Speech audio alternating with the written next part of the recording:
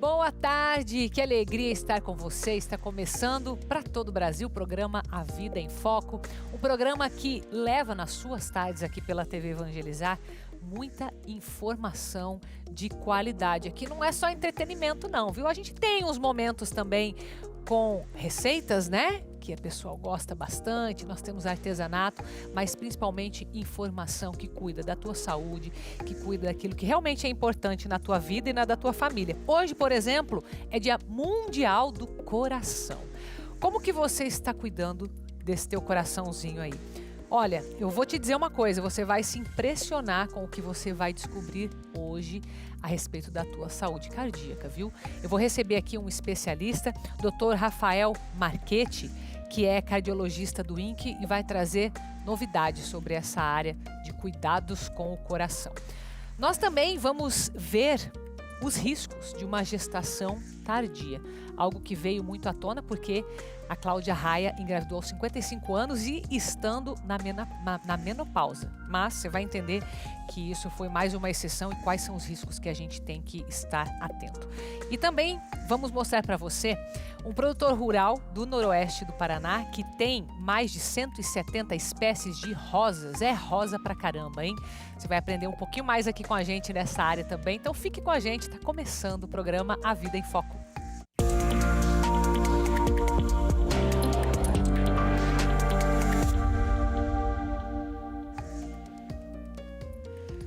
Um fato que é assustador, vou dizer para você, é que essa questão do coração, ela é mais séria do que a gente imagina. Se a gente for olhar para o ranking, não é só no Brasil não, mundial, é o que mais mata é o quê? O nosso coração.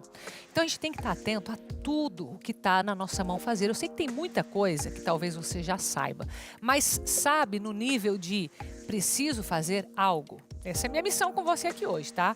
A minha e do Dr. Rafael, que está aqui comigo, Dr. Rafael Marchetti, que é um cuidador dos corações, né? Cardiologista do Instituto de Neurologia e Cardiologia aqui de Curitiba. Muito bem-vindo, viu? Tudo bem?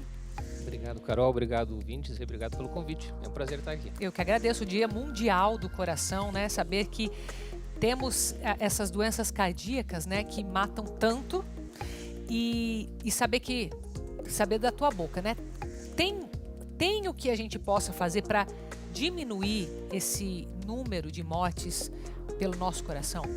Sim, de fato, né? As doenças cardiovasculares são a principal causa de mortalidade no mundo todo.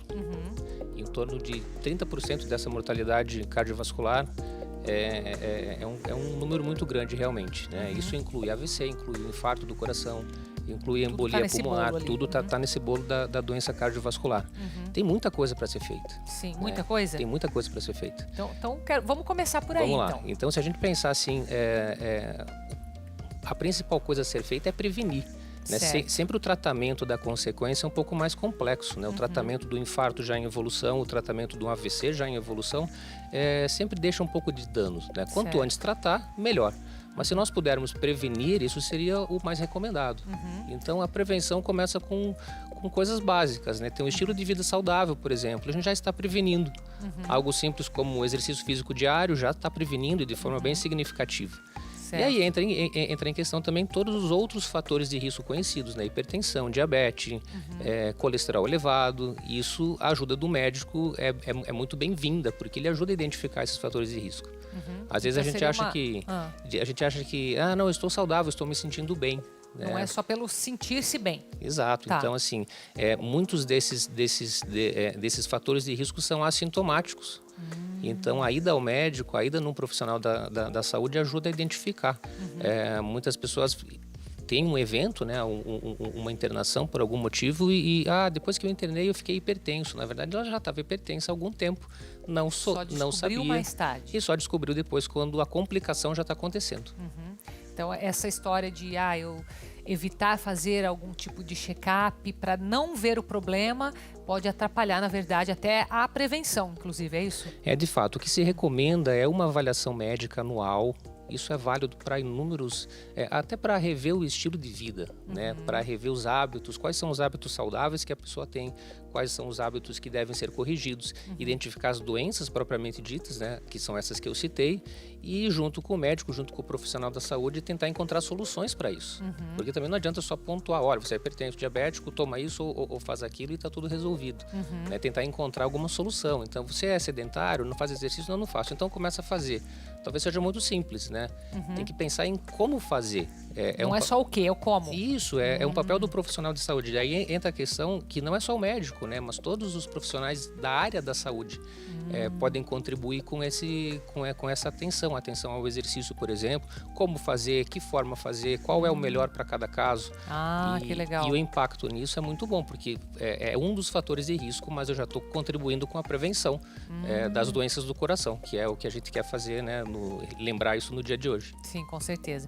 E, doutor Rafael, a gente estava conversando aqui antes do programa ir pro ar e você me deu uma notícia que para mim soou como assim, algo muito importante, né? Da gente fazer pelo coração e que eu não sei se o pessoal está atento a isso.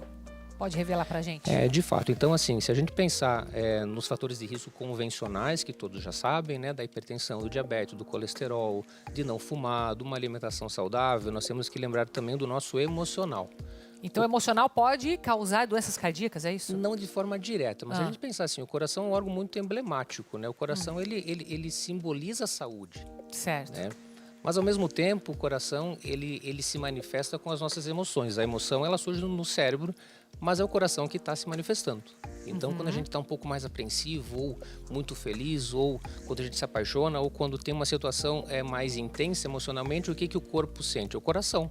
O coração começa a bater mais forte. Ele aumenta, né? Começa a aumentar a frequência cardíaca, a gente sente aquele coração palpitando no nosso peito, né? Então, o emocional, ele faz parte desse processo. E uma saúde emocional, e entra também a questão da saúde espiritual, ela já está cada vez mais se comprovando como um fator de risco cardiovascular.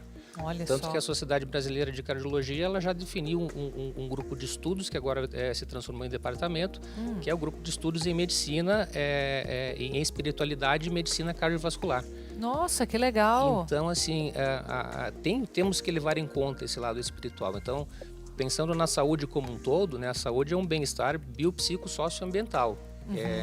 Eu preciso ter a saúde orgânica, mas eu tenho que ter a saúde emocional, a saúde psicológica, porque está tudo envolvido. Eu não consigo separar. Mas aí, então, fica de uma certa forma, pode ser bom, mas também pode ser mais preocupante, né? A pessoa que está vivendo, sei lá, uma constante pressão, um estresse excessivo, angústia, ansiedade, tristeza, isso tudo pode influenciar nessa saúde do coração? Sim, sim. Um estresse excessivo, por exemplo, pode ser um gatilho para o infarto agudo do miocárdio. Pode ser um gatilho. Ele não é a causa direta, mas ele pode ser um gatilho, ou seja, ele pode ativar aquilo ali. Exato. Imagine uma pessoa que tem todos esses fatores de risco, uma pessoa que não faz atividade física, uma pessoa diabética que talvez não saiba, uma pessoa hipertensa que talvez também não saiba. Passando por uma situação de estresse e emocional muito intensa, ocorre naturalmente uma liberação de adrenalina em excesso no organismo. O organismo pode ter, digamos, o evento agudo, o infarto agudo acontecer naquele momento. Então, o estresse é um gatilho para isso. Entendi. Situações de estresse emocional. Claro, a gente não consegue viver livre de estresse o tempo todo. A nossa vida, o estresse faz parte disso. Mas saber gerenciar a questão do estresse é muito importante. E para isso entra o papel dos controles dos fatores de risco. Porque eu posso ter um estresse, posso ter uma situação dessas, mas a minha saúde biológica está mais preparada para lidar com aquilo. E interessante você falar isso, porque daí eu já fiz uma ligação, aí você disse que tem sentido, né? Quando também eu cuido da parte biológica, né?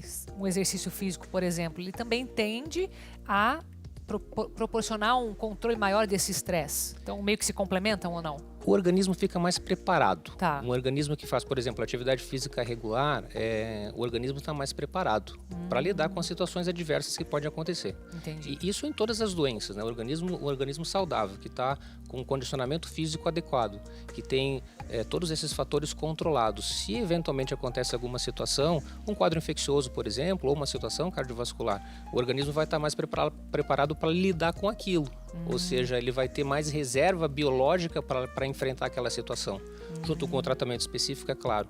Mas o organismo está mais preparado. Se imaginar o organismo não compensado, não controlado, né? Um hipertenso, um diabético que não se controla, um tabagista, um sedentário, e ocorre uma situação aguda, a chance de ele complicar é muito maior.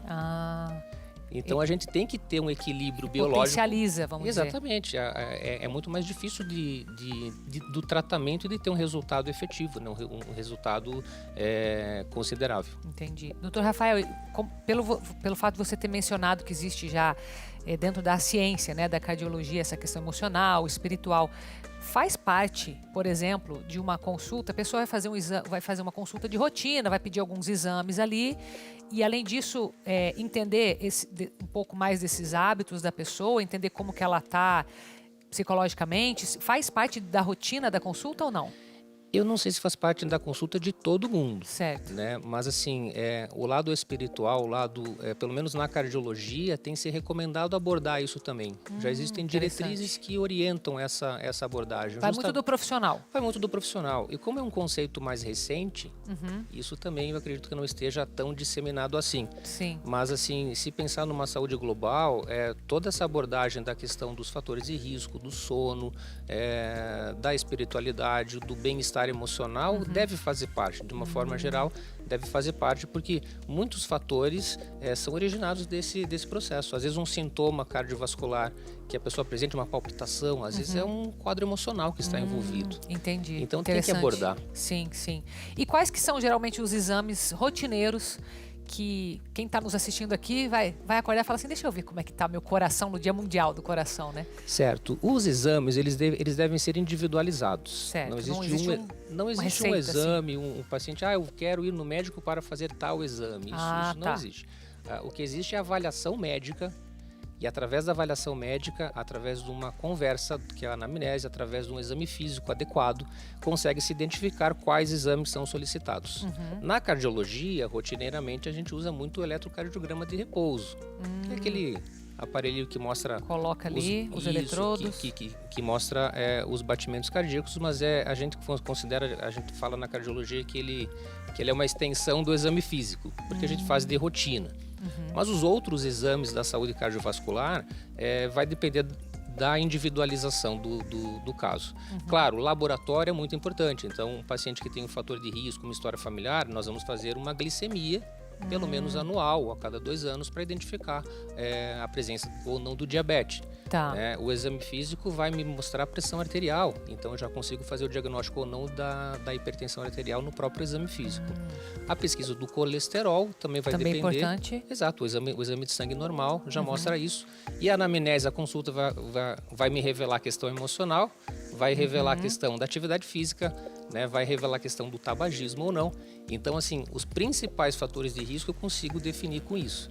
E de forma individual, claro, se eu tenho um paciente hipertenso, ele vai precisar fazer, provavelmente, dependendo do grau da hipertensão, um ecocardiograma, um raio-x do tórax. E aí a gente vai escalonando, vai aumentando a complexidade dos exames de acordo com o perfil individual. E aí, por exemplo, a partir de uma consulta dessa, né, de toda essa panorâmica aí, é possível também, se a pessoa ela quiser já dar um passo além e falar, bom, eu quero iniciar um exercício físico. Geralmente se recomenda passar por um cardiologista. A partir daí, também já fazer uma avaliação para o seu caso. O que você deve verificar, se você tem algum outro tipo, enfim, de particularidade. Também, a partir dessa consulta, é possível? Sim, através de uma consulta bem feita, é possível liberar a pessoa para atividade física. Né? Não é necessário fazer exames para atividade física. A gente tem que lembrar que a atividade física é algo básico da nossa vida. Sim. Né? Todos devem fazer. Eu costumo falar que o médico deveria ser consultado para contraindicar a atividade física. Se eu tenho alguma condição de saúde que faça com que eu não me exercite. Certo. Porque, de uma forma geral, todos devem se exercitar. Sim, sim. Então, eu não posso limitar... eu não posso fazer com que o médico me libere para esforço. Que geralmente esse é o conceito que nós temos aqui no Brasil, né? Esse é o conceito. Ao meu ver, todos estão liberados para atividade física. Aí, de forma individualizada, seja por uma condição de saúde, alguma situação particular da pessoa, a gente pode, então, contraindicar, limitar, digamos, fazer uma atividade física numa intensidade menor e eventualmente, fazer um tratamento para aquilo, para poder preparar a pessoa para voltar para as atividades normais, inclusive atividade física. Interessante. Essa é a ideia. Interessante. A menos que a pessoa queira fazer algo, sei lá, vai competir, quer uma vida mais... Claro, a gente não está falando de uma competição profissional, né? A competição profissional, aí dependendo do estilo, existem alguns protocolos específicos de cada estilo, né, esportivo. Uma atividade muito intensa, triatlo, maratona, quer dizer, essas situações, na verdade, mesmo com muitos exames, não se evita que um evento grave aconteça também, né? Então tem que ser muito bem individualizado. Mas a atividade física, no sentido de promoção de saúde, né, essa atividade de 150 minutos semanais, para todos nós, ela deve ser feita já de forma com a orientação de um profissional, um educador físico que esteja preparado para evitar lesões, evitar exercícios inadequados, mas o exercício deve ser feito de forma contínua, o tempo todo, para sempre. Que legal, muito bom. Doutor Rafael, eu agradeço a tua presença, viu? O contato aparecendo aí para você. Obrigada, muito boa a nossa conversa. Eu agradeço, obrigado. E olha só, você escutou aqui a nossa conversa, nós temos que cuidar, sim, do nosso coração, do nosso físico, do nosso espiritual. Parte espiritual eu vou te ajudar, porque nós vamos fazer uma viagem juntos em dezembro desse ano, a partir do dia 3 até o dia 10 de dezembro. Anota aí na tua agenda. Por quê? Porque nós vamos sair aqui de Curitiba e vamos até o interior de São Paulo para você conhecer. É uma peregrinação. Nós vamos conhecer algumas igrejas, alguns locais com milagres. Você vai fortalecer a tua fé, a tua espiritualidade. Também vai ter o teu momento de descanso, aquele momento para marcar a tua viagem. Tem gente que está preocupado assim, Carol, mas eu não tenho com quem ir. Eu gostaria de ir com alguém, mas sinceramente, não se preocupe com isso, eu vou estar lá com você, eu vou estar lá só para isso, só para acompanhar o grupo. Então a gente vai formar ali, eu gosto desse conceito de formar uma família, não é família de sangue não, mas é uma família por quê? Porque nós vamos nos conectar no mesmo propósito de crescer espiritualmente. Imagina você fazendo o rosário no caminho do rosário. Consegue imaginar essa cena? Como que vai marcar o teu final de ano para você comemorar as tuas conquistas? Então, tá aí o telefone para você pegar mais informações com a Libermundo, tá? O 41 99965 0377. Aproveita que a gente vai para o intervalo, toma sua água, pegue mais informações. Na volta, nós vamos entender os riscos de uma gravidez tardia. Eu volto já.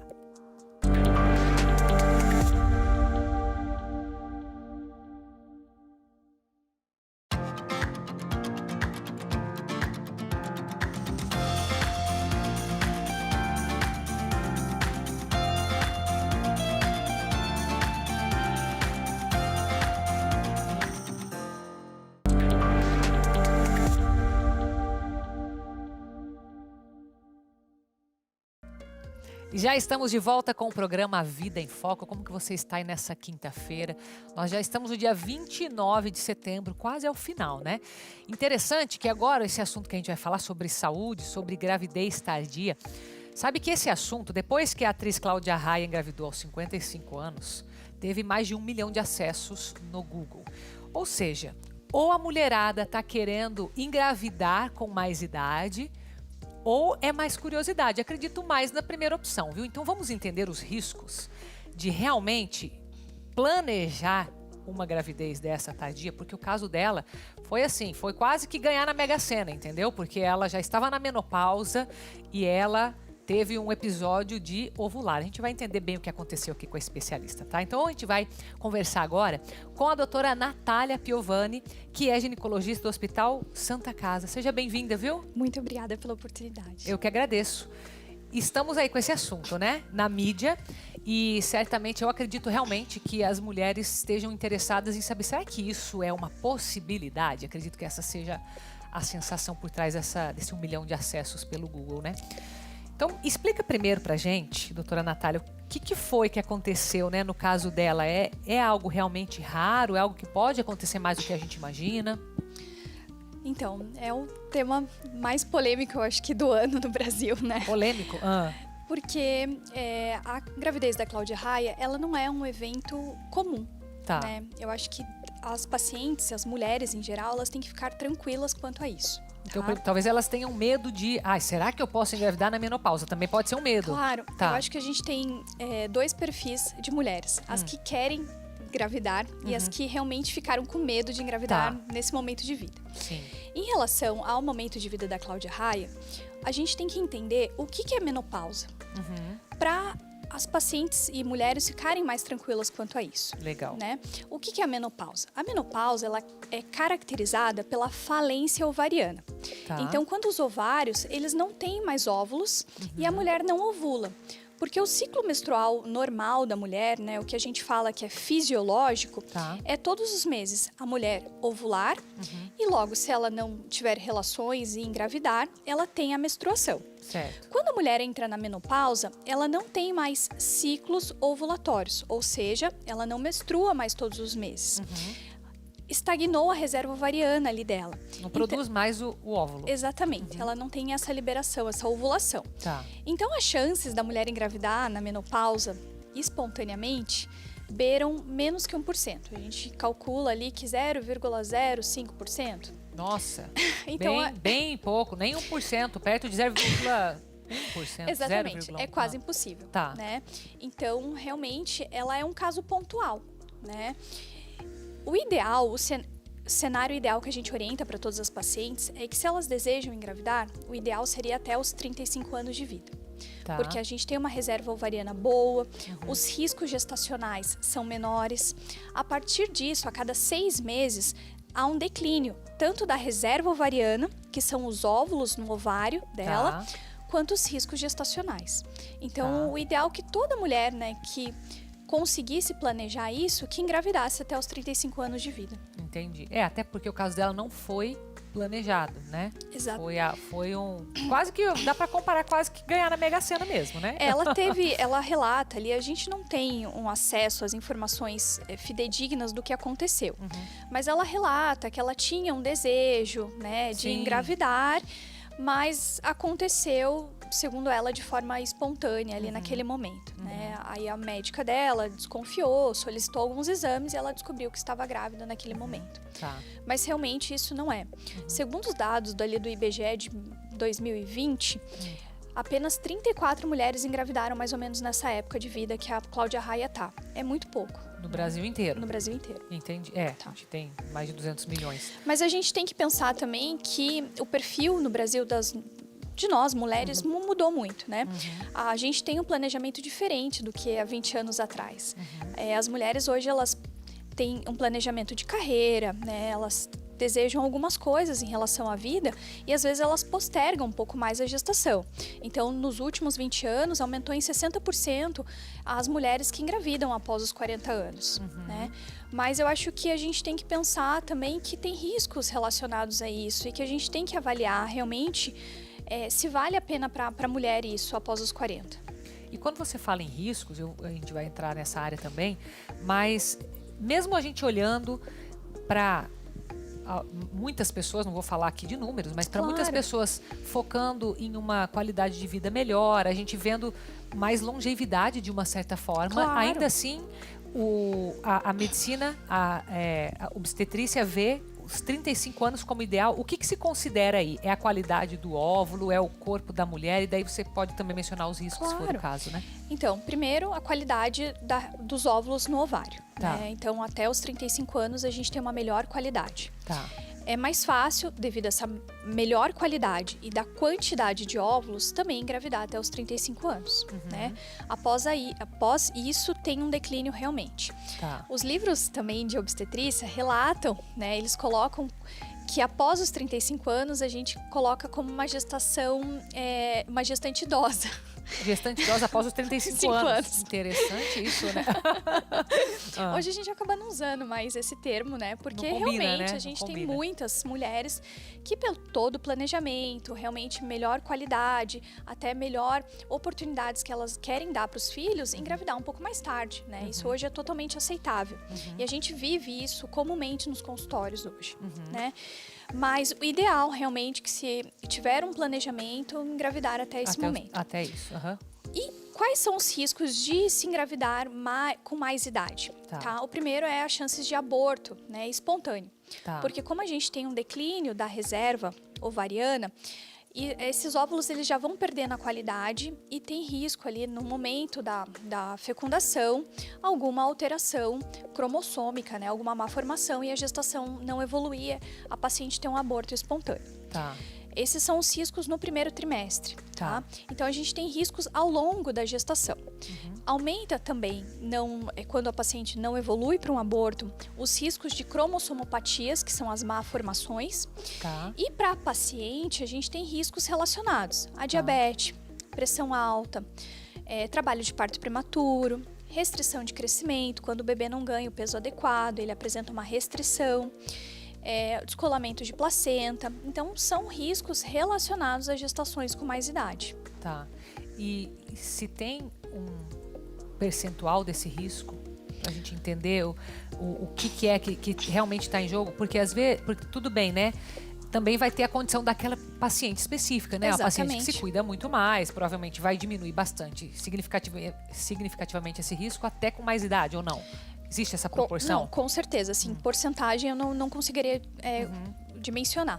Mas assim, até trazendo o caso da Cláudia Raia. Tá. A Cláudia Raia é uma mulher fora da curva, né? Sim. Ela é uma atriz completa. Quanto tempo ela pratica dança, atividade Sim. física, tem um acompanhamento nutricional. Isso tudo favoreceu ela engravidar nessa idade, né? Então, isso tudo traz pra gente essa reflexão. Como que é essa mulher antes de engravidar? Quais são os hábitos de vida que ela teve? Né? Como que tá a alimentação dela? Ela está fazendo atividade física? Está dentro do peso? Como é que está o risco cardiovascular dela, né? A gente estava falando sobre... Agora há pouco, Exatamente. Então, isso tudo é levado em consideração, né? A gente pensar se essa paciente também se programou da parte da saúde dela para engravidar. Isso traz também diferenças para a gente. Uma paciente que entra com sobrepeso na gestação aumenta exponencialmente o risco de diabetes. Mesmo se for jovem, né? Mesmo se for jovem. E de pressão alta durante a gestação, né? Agora, se é uma paciente que está com a saúde em dia, que pratica atividade física, que está com acompanhamento médico exemplar, então esses riscos são diminuídos, né? Claro que a parte genética, às vezes a gente não consegue mudar. Tá. Mas essas questões que são fatores externos, ambientais, né? A gente consegue sim orientar para a paciente se programar e entrar na gestação de uma forma mais saudável. Tá. Agora, existe já hoje na medicina algum tipo de exame que aquela paciente que de repente já passou da idade, mas que quer, que tem essa vontade e está disposta talvez a assumir um risco, mas quer um risco controlado. Existe algum tipo de exame que você fale assim, olha, você ou geneticamente tem um risco maior ou não tem? Tem alguma forma de saber isso ou não? Antes da gestação, a gente não tem testes que consigam avaliar os riscos de malformações, assim, na gestação. Que seria o maior risco ou não? No primeiro trimestre, a gente tem o ultrassom morfológico, né? Que é realizado até 13 semanas e 6 dias. Tá. Que ele avalia a translucência nucal, né? A nuquinha do bebê. E também faz uma análise do Doppler, que é a avaliação das artérias uterina, cerebral média.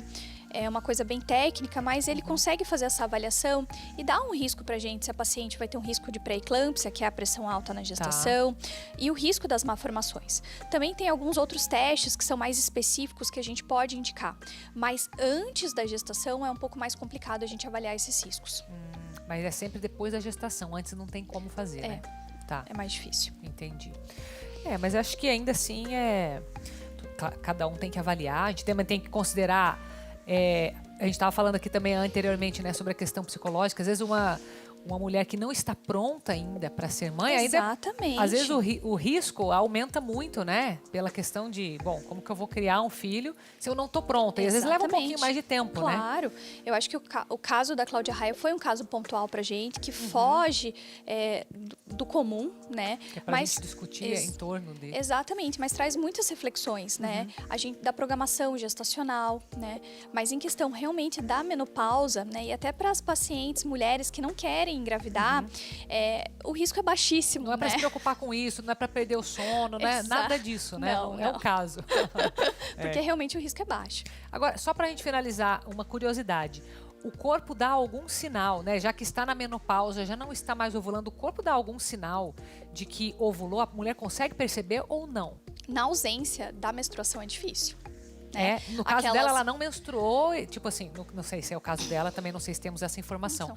Mas mesmo a pessoa não menstruando, ela não tem nenhum sinal de que ovulou. O que acontece às vezes é que as mulheres ainda não estão propriamente ditas na menopausa. Porque a menopausa é os 12 meses sem menstruar, né? Às vezes ela está num período que antecede, que é a síndrome climatérica que a gente fala, que nesse período, às vezes, ela tem menstruação mês sim, menstruação mês não. E nesse período, as chances de engravidar diminuem, mas ela ainda pode engravidar. Tá? Os sinais, assim, de ovulação, que são alteração do muco, alteração de temperatura corporal, às vezes essas pacientes não sentem. Né? Eles também não controlam isso. E não perceberam, porque elas também não estão muito preocupadas em relação a isso. Mas quando a mulher realmente está na menopausa, que é a ausência total da menstruação, aí é difícil ela perceber. Que daí é 12 meses consecutivos. Exatamente. Legal, entendi. Então tá bom, então muito obrigada, agradeço a sua presença aqui. E, bom, sempre bem-vinda, muito boa nossa conversa, tá? Obrigada. E a gente ainda está no Setembro Amarelo. Hoje é praticamente o penúltimo dia do mês, né? E fica aquela mensagem de todo Setembro Amarelo de prevenção à vida. Você vai ver uma matéria agora, mas resumindo para você, o que a gente tem que ficar atento? Aos sinais de tristeza, de depressão das pessoas que estão ao nosso redor e pedir ajuda quando há necessidade. Acompanhe. O mês está chegando ao fim, mas sempre é tempo de falar sobre a preservação da vida. Setembro Amarelo traz esse debate. Sobre esse assunto a gente conversa hoje com a doutora Deise Rosa, que é psicóloga e tanatóloga, especialista em luto.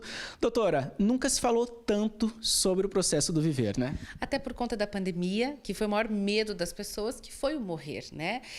Mas demandou muitas ansiedades, muitas crises, muitos questionamentos existenciais mesmo, e por conta disso, este medo de lidar, como que eu vou lidar com o futuro. Então, a saúde mental ficou fragilizada. Por isso que falar disso veio tão forte, mais ainda este ano. E o que fazer quando alguém próximo da gente está passando por esse momento delicado de saúde mental? Olha, a primeira coisa é não julgar e acolher. Né? Como que eu posso acolher? Ouvindo, entendendo, não diminuindo a dor do outro, né? Porque o fato de não ser uma dor que dói em mim, eu acho que ela não vale. Vale sim. Então, acolher realmente a dor do outro e indicar para que essa pessoa procure ajuda, procure um profissional, ela possa, muitas vezes precisa tomar medicamento. E a gente tem também o Centro de Valorização à Vida, que é um telefone que as pessoas podem entrar em contato quando elas se sentirem com essa necessidade de conversar com alguém, de falar com alguém, enfim.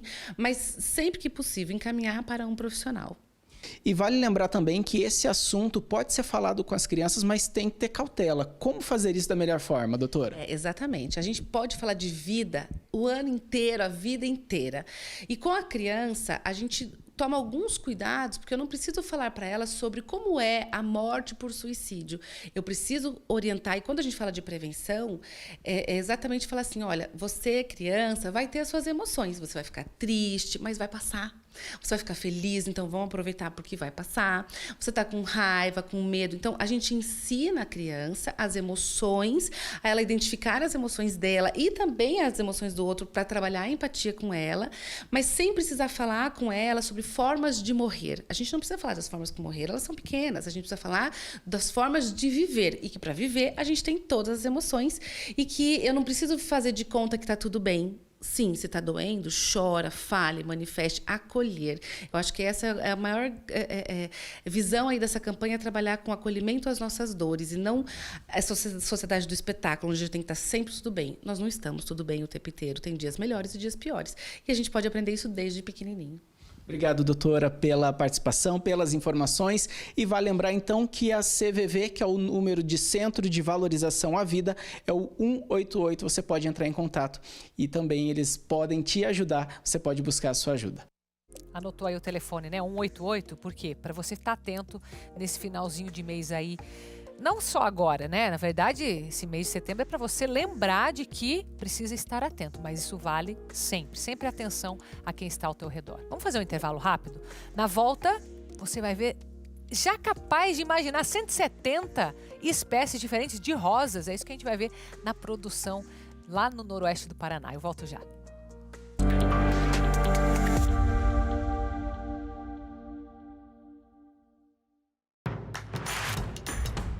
perca mais nenhum vídeo da TV Evangelizar.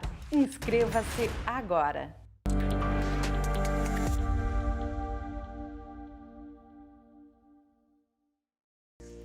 Já estamos de volta, programa Vida em Foco no ar, ao vivo para todo o Brasil. Você sabe que daqui a alguns dias, mais ou menos 2 semanas, já estaremos no 15º Evangelizar Fortaleza. Esse ano vai ser presencial, vai ser naquele local lindo, aquela praia maravilhosa lotada com o Padre Reginaldo. Você que vai estar aí em Fortaleza vai poder acompanhar tudo presencialmente esse ano. Quero lembrar você que nós estamos com a camiseta oficial, né? Vai dar um close aqui, rapaz, olha lá. Essa camiseta aqui você adquire só em um lugar, tá? Nas Casa Pio. E o que acontece? Quando você adquire a camiseta oficial do evento, você está nos ajudando justamente a realizar esse evento. Então, ó, você que vai participar lá no próximo dia 15 de outubro, já corre Casa Pio para você adquirir a sua, tá? E você vai estar ajudando a gente a evangelizar nesse 15º Evangelizar Fortaleza. Mas agora, o que eu quero fazer? Chamar você para ver um produtor que está no noroeste do Paraná.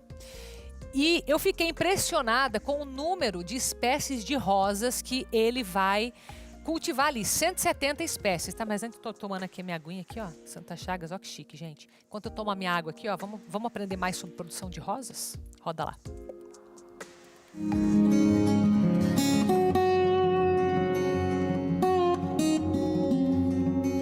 O cultivo de rosas é o ofício do Anderson e da família há mais de 3 décadas. Tudo começou em Atibaia, interior de São Paulo.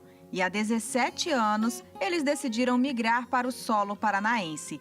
E na área rural do município de Marialva, região noroeste do estado, eles encontraram as boas condições que precisavam para continuar com o trabalho. Devido a muitas doenças que estava tendo lá em São Paulo, né, nas flores, a gente viemos para cá, a questão disso, que aqui não tinha tanta doenças. E aí aqui, né, a gente cultivando e graças a Deus estamos aí até hoje aí nesse ramo aí das flores aí. Reconhecido por ser o maior produtor de uvas do estado do Paraná, o município tem como promissor o cultivo de rosas em área protegida, principalmente para a agricultura familiar. No cultivo protegido, o produtor ele consegue produzir mais numa área menor e com um produto de melhor qualidade. Porque com o cultivo protegido ele consegue ter o controle do clima, né? E aumentar em 2 até 3 vezes a produtividade naquele mesmo espaço quando era a campo, a céu aberto. Na área de 2.000 metros quadrados, com 2 estufas, o Anderson cultiva mais de 170 variedades de flores. No início, a produção era apenas com flores de corte para decoração de eventos. E há 8 anos, ele decidiu investir nas mudas, uma aposta que deu certo. A gente leva para o Ceasa, né, Ceasa de Maringá, e tem alguns clientes, né, pessoas que vêm comprar aqui na propriedade também. E aí tem alguns eventos que a gente faz, né, durante alguns meses aí, durante o ano. A propriedade faz parte do Caminhos da Uva, que é a rota de turismo rural do município de Marialva. E isso permite que eles recebam aqui visitantes para conhecerem a produção, mas também possibilita que participem de feiras e exposições, o que abre novos mercados para os produtores. A inserção desses produtores no Caminhos da Uva é para isso, você criar um mix de atrações, né? Para que o visitante, quando ele venha, ele não vai só ver uva, né? Mas ele vai ver a flor, vai ver cachaça, vai ver o vinho, vai ver o suco. Resistentes e ao mesmo tempo delicadas, as flores exigem do produtor atenção e cuidado diário, uma boa preparação de terra e irrigação correta. Para ver a natureza revelar sua beleza, é preciso também disposição, paciência e fé. Oh, glorioso São José! A gente traz essa alegria, esse louvor para dentro do nosso trabalho, para que o dia seja mais leve. E a minha esposa, meus filhos aqui, tudo junto aqui, trabalhando junto. Isso é uma graça de Deus. E isso é o que eu peço a Deus, que todos os dias Ele nos dá esses momentos bonitos para que a gente possa cultivar aí as nossas flores.